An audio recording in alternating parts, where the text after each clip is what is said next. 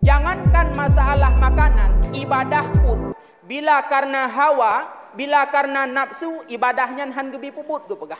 Umpama ibadah umrah, umpama ibadah haji, bila hawa tu untuk tak umrah, bila hawa tu untuk tak puput ibadah haji, alangkah baiknya ge pegah. Menyo karena hawa baik puput, paken nafsu yang dihadapan.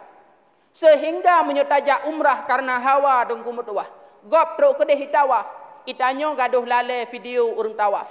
Gop truk kedeh jiek Jabal Rahmah di mudoa karena tempat mustajabah, tanyo lale ta foto Jabal Rahmah.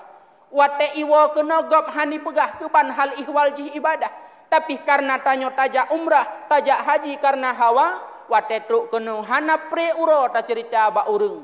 Sehingga ta pegah kaki raju wate ku tawaf. Kaki raju wate ku Jabal Rahmah, kaki raju kena, kaki raju kedeh. Tanyo yang jak umrah, tanyo yang jak haji, wate tawo gampung bak gop tayu kira. Pusebab rupanya berangkat umrah, rupanya berangkat haji karena hawa itu adalah dorongan hawa nafsu.